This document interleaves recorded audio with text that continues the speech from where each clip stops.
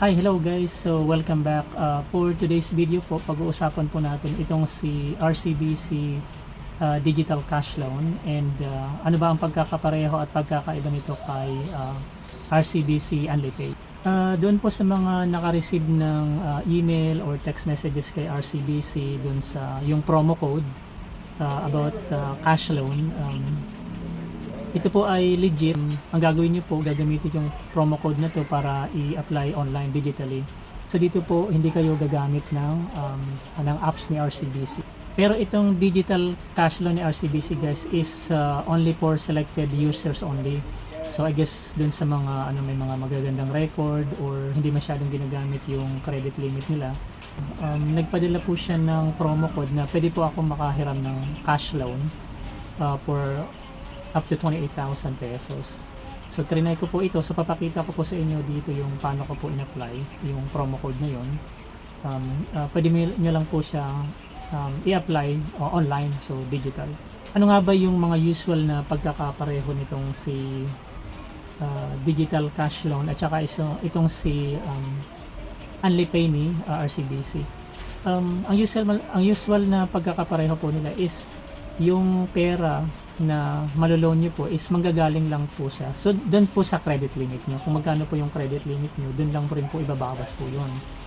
And then, ang pagkakaiba naman is si Unlipay, pwede nyo lang po i-apply doon sa Pulse app ni RCBC. Hindi kayo pwedeng mag-apply nito online. So, sa apps lang po siya. And then, itong si cash loan, hindi nyo po siya pwedeng i-apply sa apps kasi binibigyan lang po kayo ng promo code. So, online nyo lang po siya pwedeng gamitin po.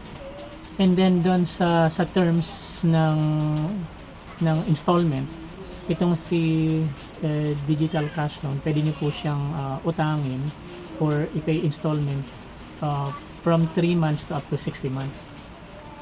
While itong si Unlipay is magsisimula po siya sa 6 months. So, yun doon po magi-start yung yung installment period. And then depende po kung magkano po yung offer sa inyo na percentage doon sa interest. So, usually pumapalo lang po siya ng 1% po. Halos pareho lang rin po siya. Ang pagkakaiba naman po, itong si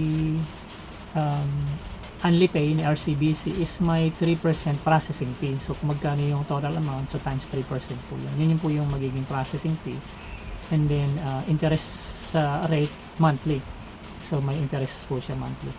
And then ito namang si digital cash loan, wala po siyang processing fee. So kung magkano po yung interest monthly, yun po yung babayaran po. And then gaano po katagal yung release? Ito naman po yung pagkakaiba nila nung time kung kailan i-release yung in-apply yung loan or yung in-apply yung Unlipay. So dito kay Unlipay, real time po siya. So kapag in-apply niyo po siya ngayon is automatically papasok na po siya doon sa bangko or kung ano man yung nominate yung account.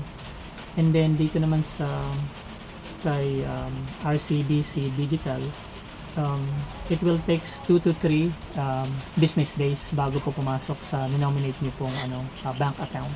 Yung isa pang pagkakaiba po nila is itong si Unlipay, so real time siyang matatransfer sa bank account na nominate niyo, pero hindi niyo po siya pwedeng i-transfer sa pangalan niyo po. Kung yung account na gagamitin niyo po is nakapangalan sa inyo, hindi po pwede yun. Kasi yung purpose po nito is tinawag siyang Unlipay is to pay your bills, yung mga katulad ng mga tuition fees or yung mga electrical bills o yung iba pang mga pagkakautang niyo. So dito po pwede nyo lang po siya i-transfer sa ibang bank account na nakapangalan sa ibang tao po.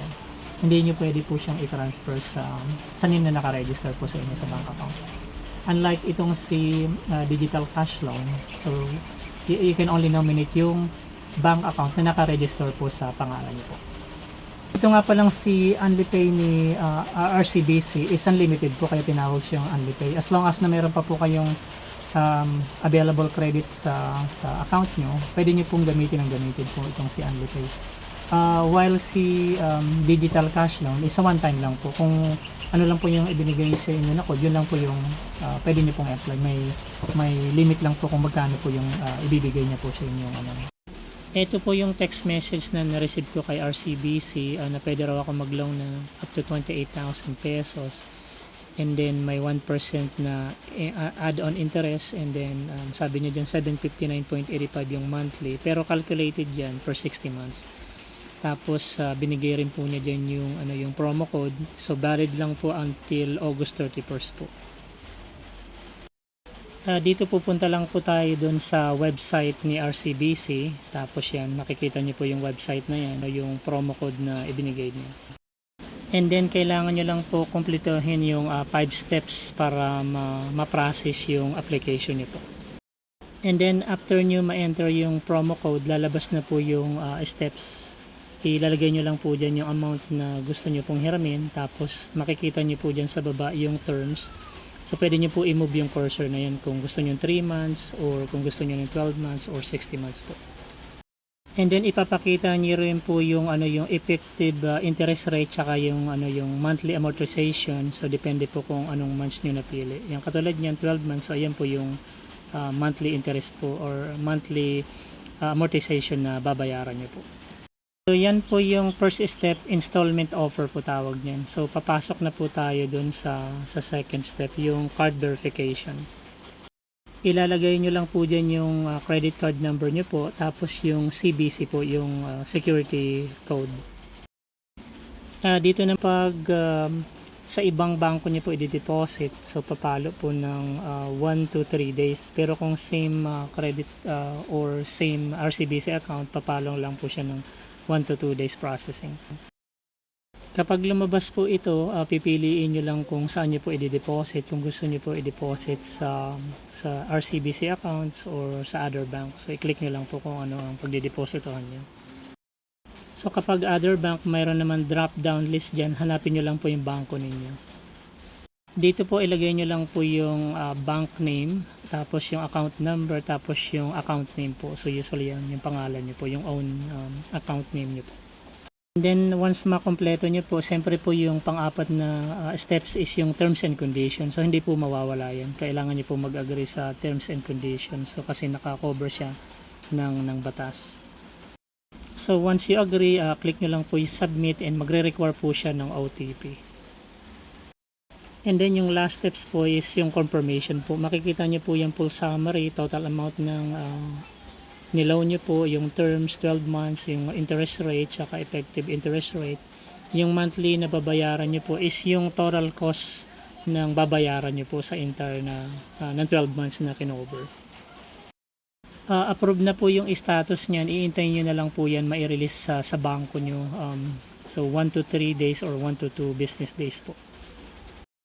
And then magbe-message na siya sa inyo na na-approve na and na i-transfer na po nila yung cash loan niyo po dun sa designated bank na pre-provide niyo po. Marami pong salamat sa patuloy na pagsubaybay sa mga video na ilalabas natin. Kung hindi pa po kayo nakasubscribe sa channel na ito, wag niyo pong kalimutan, nandiyan lang po sa baba yung subscribe button. And thanks so much once again guys for watching this video, and hope to see you next time.